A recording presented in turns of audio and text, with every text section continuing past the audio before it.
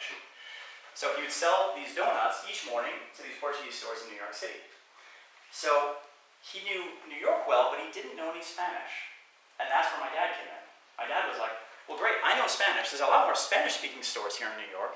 Why don't we join forces? You can drive, and I'll go around, spot new businesses for you, and I'll go in and sell to the Spanish customers. And that worked out perfectly. Until Benjamin was sick, and then my dad had to drive, and he said that even the orders that he got like the day before, he wouldn't remember where they were, so he'd just get lost. But that was a rare case. So in any case, that business worked rather well for him. That's right, and in the afternoon, they would go make the same round and sell things like toiletries, you know, everything from toothbrushes, towels, things like that, to these same stores. So things were sort of looking up until the point that he got some crushing news. And this was the fact that a friend came to him and he said, you know Elvita that you're dating? I think she's dating somebody else. And not only is she dating somebody else, but it's a guy that actually lives in her building.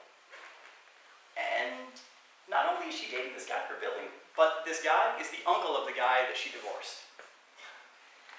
So my dad was just like, what is that, right? So he goes and confronts Elvita about it, and she basically breaks down. And she says, when we met on the beach, I was convinced that it was fate. And I had that relationship, and I was going to end it. But when I got back to New York, and I was alone with this guy, I couldn't do it. So my dad ended it there and then. Heartbroken. Bless you. So he's in New York City, hardly any English, just getting a start, and this happens. The main reason why he had come to the US was Elvita, and now, that. So what is he going to do? Does he go back to Portugal, go back to France? He hardly has any money saved at this point, right? And he and Benjamin talk about this. What should he do? And finally, on February 7th, 1969, he makes a decision. He walks to a travel agency and he buys a one-way ticket to Marseille. He's going to make a new life for himself in France, but different than without Ramon. Good. That decision is made, so now he can relax a little bit, but he's still pretty bummed out. So Benjamin comes to his aid, and he says, you know what you need, Henrik? If Elvita really has you down, all you need to do is meet another woman. You've only got like an extra 9 days here, 10 days. You might as well date, right? You're going to have some fun. So that's what they do. They go out to a club on 57th and Broadway, which was known to have a lot of internationals. And when they walk in, there's some light snow falling. That was early in the evening. And they hang out there all night. Around about 11 o'clock, my dad and Benjamin are hanging out at the bar, and they see across the way, there's basically a blonde woman and a Hispanic-looking woman. Due to my dad's lack of English, he's just like, well, I'm going to go talk to the Hispanic woman. Benjamin, can you go around and try to talk to this American woman? And it's just like, okay, cool. So Benjamin goes around, my dad goes around, and my dad is really taken aback when he gets introduced to this lady, and this lady responds in perfect Spanish, but with an American accent, saying that her name is Carol. I think Benjamin was probably equally taken aback when he walks around to the American and finds out it's this Hispanic woman who he can't talk to. Right? So nonetheless, my dad and Carol start dancing and talking for about 2 hours. And it's going swimmingly. Everything is perfect. The two of them are totally clicking. Until the point in time that she says she has to go. She has to get on a bus and drive 5 hours up to Massachusetts, where she's from. Yeah, that's not so good. Neither one of them liked this idea. And my dad is just like, well, can I at least walk you to the bus then? And she immediately says yes. So the two of them walk outside into the biggest snowstorm that New York City sees for over 8 years. 51 centimeters falls that night and effectively shuts the city down. So, with great difficulty, they trudge their way up to Penn Station, only to find out that everything has been canceled, all buses, until further notice. So, Carol is a bit nervous now. She's just like, I'm from Massachusetts, I'm in New York City, what do? I don't want to sit here alone at 3 a.m., or whatever time it was. So, immediately, my dad comes to her aid. It's just like, well, I can sit here with you. And she was like, oh, that's perfect. That's a great idea. So the two of them sit together and they talk. They talk throughout the night, throughout the next day, and all the way up into 3 p.m. the next day, when finally her bus leaves. But before she leaves, she makes a request. She says, I know you're leaving to go to France, but before you go, can you come up to Massachusetts to meet me and my parents? This was a pretty gutsy move, if you think about it. She had just met this guy, but it gives you a bit of a feeling of what she felt. Now, as the story goes, as my dad says, and as Carol, who became my mom, said, that was the first night that they fell in love. She gets on the bus and goes away. This is not going at all according to plan. He had just decided to go to Marseille. What is this?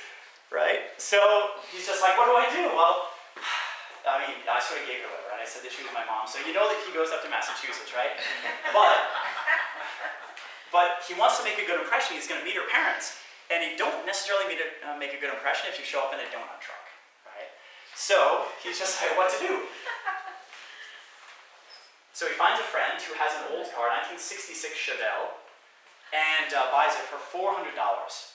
Now, he got it relatively cheap because this car had been sitting for months before his friend sold it to him. And if you've ever had a car that just sits, you know that things start going wrong.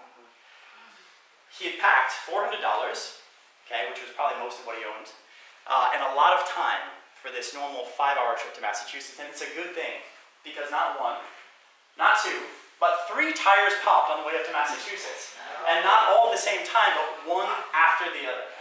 To the extent that he had to stop 3 times and find gas stations to buy tires at. In retrospect, my dad said that one of the nicest things my American grandfather ever said to him was, after hearing this whole translated story through my mom, my grandfather said, wow, you know, after this whole harrowing story, he's only 20 minutes late. He made damn good time from New York. So I mentioned that that was translation, right? My dad didn't really speak English very well, and of course my grandparents couldn't speak any of his languages. So the translations were sometimes a little bit strained. His English didn't always come out exactly as it should. For example, when he asked my grandmother on one of the first times that he went over to their house, could you please pass the garbage instead of the cabbage? So, but nonetheless, they all liked each other and it worked out. And within 6 months, one thing led to another and they were getting married on August 24th, 1969. And I think you have the same tradition here that we have in the States, right? Which is at a wedding, right? You have the main aisle, and then on one side you have all the groom's guests, and on the other side you have all the brides, right? Well, this was in my mom's hometown, so this whole side was filled with family, friends, well-wishers. And on this side it was filled with Benjamin. That was it, just Benjamin. And seeing this really awkward situation, the minister came out and he was just like, could I please have a number of the bride's guests just come over and mix and mingle with the groom's guests, please, just to get to know them a little bit better? So, right. So talking about this not going according to plan, I mean, he had never imagined this a year before, right, that he would be settled down in Massachusetts, married to an American, of all people. So he reinvents himself. He figures out, he sort of reshuffles these building blocks of language and culture that he has within himself and figures out that he wants to cater to the groups that he knew best, Portuguese and Spanish. There were large expat communities in this area. So he started opening up a grocery store which catered to that, called Casa Nova, right? And my family and I were lucky enough to go back with him last year.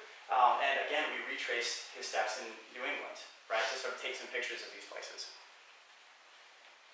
And not only that, but knowing the difficulty that a lot of people have in learning languages, he bought into this service, right, where you could buy this whole contraption, an old record player as we remember them, right, as well as language courses, catering to Spanish and Portuguese who are trying to learn English. You could do it all from your home. And then time moves on. 1976. And in between that time, he has 2 incredibly wonderful children. And then, I'm just kidding. And in 1976, he decides to take a pretty big step for him and get the American nationality, the citizenship. And not on just any day, but on the bicentennial, July 4th, 1976. And it was pretty cool because of this and because he was in Massachusetts, he actually had a couple of pretty famous guests. Okay, here come the politician things again. So a German actually was there, the US Secretary of State, Henry Kissinger, okay, as well as Ted Kennedy, okay, John F. Kennedy's brother. And here you can see, this is a letter from Ted Kennedy, sort of as a congratulations, and here's one from the president. Now, to be fair, it's not that my dad was that famous that he actually knew the president. I think this is something that he did just because it was a bicentennial. But nonetheless, these are two letters that my dad has. And now we'll move the timeline on quite a bit faster. 1980 rolls around. And again, being in touch with the Portuguese community, he finds out that music is extremely important to them. And they're not getting the Portuguese music that they need, right, that they would consume. So he decides to start a company called Henrique and Danielle, his partner, Henda Records. And the main idea is to take Portuguese music and Portuguese stars, bring them from Portugal, and have them tour around the expatriate communities in the US. Pretty good idea, right? Well, then he gets into a tail wag the dog situation. Namely, that he figures out there's actually a lot of talent in the Portuguese music community in the US, right around where he is. Why doesn't he get those guys, put them into bands, and bring them to Portugal? And he does this. This is probably the most famous band that he ended up endorsing. He managed these guys for over 10 years. This was George Ferreira, this gentleman up here, here's my dad, and Mars. Very 80s name for a band. And in any case, so these guys toured as far as Portugal, the Azores, all around the US, California, South Africa, France, Venezuela. So, and year after year. So in any case, nowadays, George Ferreira, I don't know if anybody's sort of heard of this, anybody with exposure to Portugal, but he's sort of like a Frank Sinatra in Portugal. 1990. I mentioned how my dad has this tendency to rub shoulders with politicians and things like this, really just by chance. So he got tapped because of his connections with Portugal and America to work for things like Portuguese American magazines and things like that. And in that capacity, he ended up meeting more famous people. This is Ted Kennedy's son. Okay, so he was a senator. This is another famous senator from Rhode Island, Claiborne Pell. And this was the president of Portugal. So he got to interview all of these people. Here's a picture of him at the same event interviewing the First Lady of Portugal.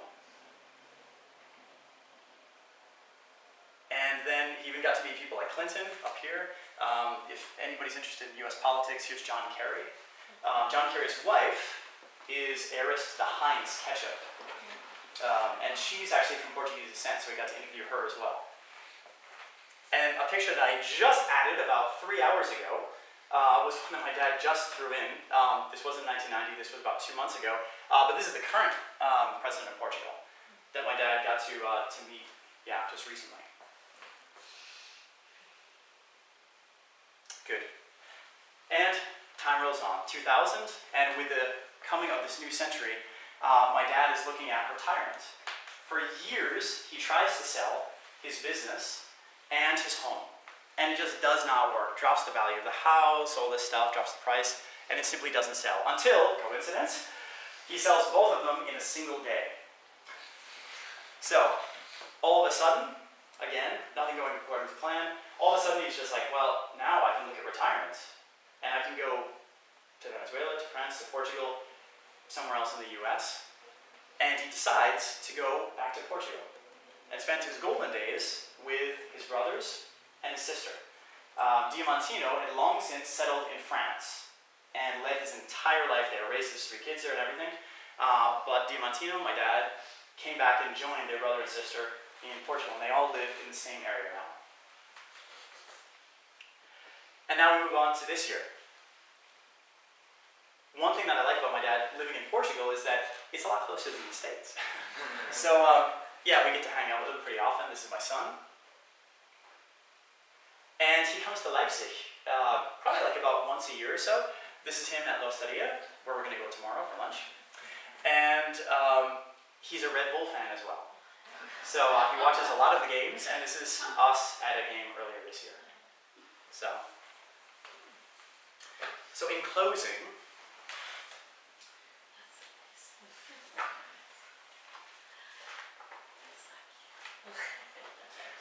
So, to me, of course, my father's story is always going to be special. And one of the points of me telling it tonight is to record it, right? To have my son hear it, to have it on film so that we have it for generations to come. But truth be told, everybody's life, everybody here, your life is made up of a series of adventures. You may not think it, but it is. And it is to the coming generations. Whether it be your children or your nieces, your nephews, they are going to be interested in what you did. Right? Just the fact that you're sitting here, you have international experience, you've moved to different countries, you've done different things. This is the type of thing that you want to record somehow. You can do it in something like this, you can do it in a journal, you can do it just by recording yourself, but what I would recommend is do it. Do it either for yourself or do it for a loved one. Because long after you're gone, this is going to be the stuff that's going to keep your memory alive. It's just sort of an invitation for you to do that, because I think there's probably no better use of your time. So I thank you very much for your time, your attention. Yeah, thanks.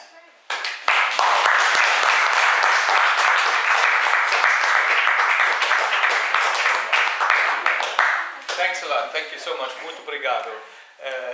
It's been a pleasure to listen to you.